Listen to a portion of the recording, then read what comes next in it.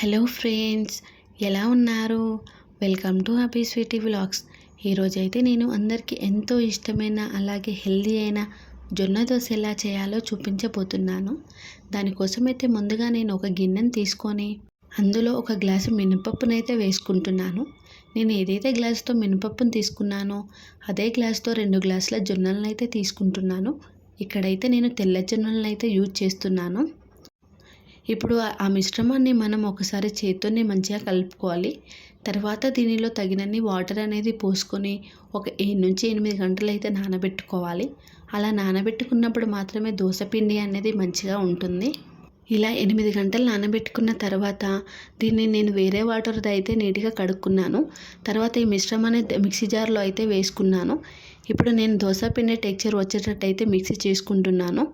ఇలా టెక్చర్ వస్తే సరిపోతుందండి. ఇప్పుడు ఈ పిండిని ఒక నైట్ అంతా నానబెట్టుకోవాలి.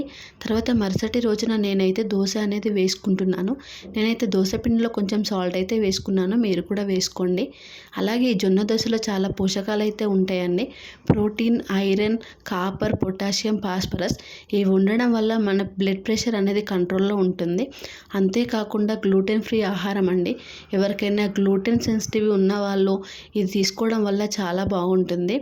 అండ్ ఇందులో లో క్యాలరీస్ ఉండడం వల్ల మనకి బరువు తగ్గాలనుకున్న వాళ్ళు కూడా ఈ ఆహారాన్ని మంచిగా తీసుకోవచ్చు. తర్వాత దీని మీద కొంచెం ఆయిల్ వేసుకొని నేను ఒక 5 నిమిషాల తర్వాత వేరే సైడ్ అయితే రొటేట్ చేసుకుంటున్నాను. ఇలా మనం రొటేట్ చేసుకున్న తర్వాత ఒక 5 నిమిషాలు ఉంచుకుంటే సరిపోతుందండి. చూడండి, ఎంతో టేస్టీ అయిన హెల్దీ అయిన జొన్న దోశ అయితే రెడీ అయిపోయింది. ఇప్పుడు నేను దీన్ని సర్వింగ్ ప్లేట్లోకి అయితే తీసుకుంటున్నాను. ఇక్కడ నేనైతే జొన్న దోశని పల్లి చట్నీతో అయితే తీసుకుంటున్నానండి. మీకు నచ్చినట్లయితే లైక్ చేయండి, షేర్ చేయండి, సబ్స్క్రైబ్ చేయండి ఫ్రెండ్స్.